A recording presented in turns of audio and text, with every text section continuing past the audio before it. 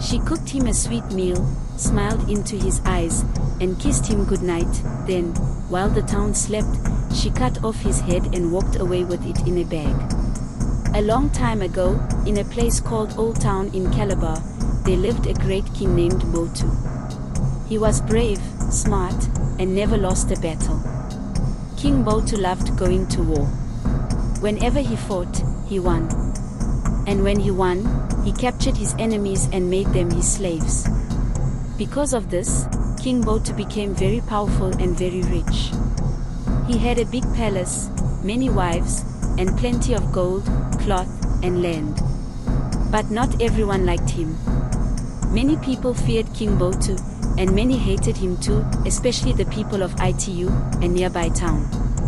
The Itu people were tired of losing their loved ones to Mbotu's wars.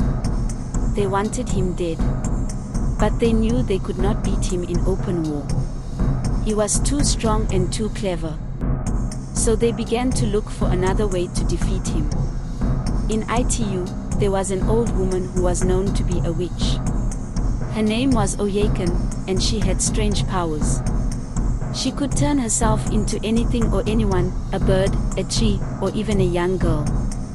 One day, Oyakan came to the elders of Itu with a plan. "I can kill King Mbotu," she said.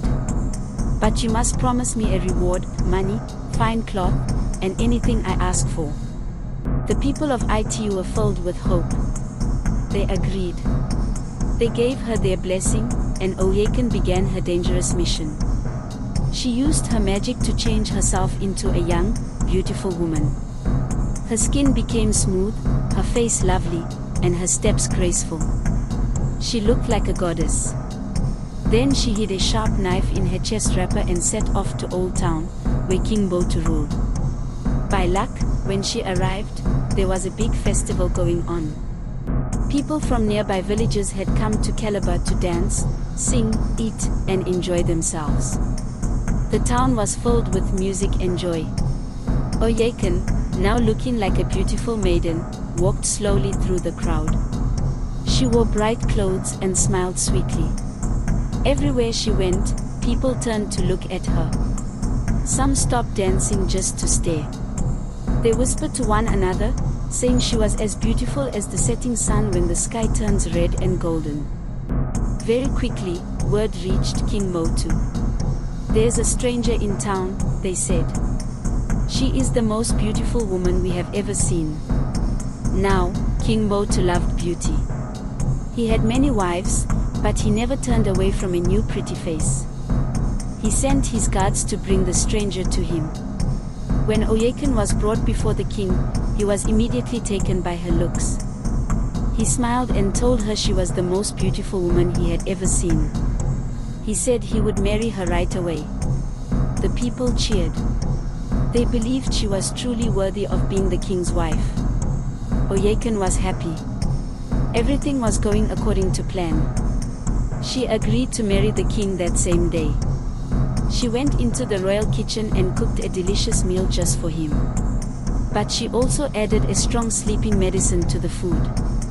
When it was ready, she placed the food on a tray, balanced it on her head, and went down to the river to wash. As evening fell, she returned to the king's palace. The king welcomed her with open arms. He was excited to eat the special meal his new wife had prepared with her own hands. She set the food down and watched as the king ate every bite. Not long after, his eyes began to close. The medicine was working. King Mbotu stood up, feeling tired, and went into his bedroom. Oyakan followed him. He lay down and soon fell into a deep, heavy sleep. At midnight, when the whole town was quiet and the moon was high, Oyakan carefully pulled the knife from her wrapper. She stepped close to the sleeping king and, without hesitation, cut off his head. She wrapped it in cloth, placed it in a bag, and wiped away the blood. Then she gently closed the bedroom door and locked it from the inside. No one saw her as she walked quietly out of the palace, through the empty streets, and out of the town. She headed straight back to Itu. When she arrived, she placed King Mbotu's head before her own king. The people of Itu shouted for joy. Their greatest enemy was gone. There was dancing, drumming, and great celebration. The king of Itu wasted no time. He gathered his warriors, armed them with spears and cutlasses, and took them in canoes through the creeks. They moved silently, making sure no one warned Calabar of their coming. Back in Old Town, the next morning, people were waiting to see their king. But he didn't come out at his usual time. His head wife knocked on his door. No answer. She became worried and called the palace guards. Together, they broke open the door. To their shock, they found the king's body lying in bed, covered in blood, but his head was gone. A loud cry went up. The whole town began to weep. They cried and mourned for their beloved king. Though people remembered the strange and beautiful girl who had appeared the day before, no one thought she had anything to do with the murder. They didn't suspect anything. They had no idea that danger was near. While they were still crying, drinking palm wine, and dancing in sadness, the king of Itu and his soldiers arrived.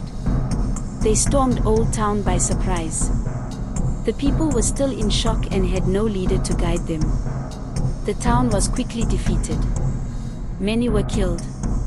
Many others were captured and taken as prisoners. And that was how the mighty King Botu, ruler of Old Town, was brought down by the beauty and trickery of a witch.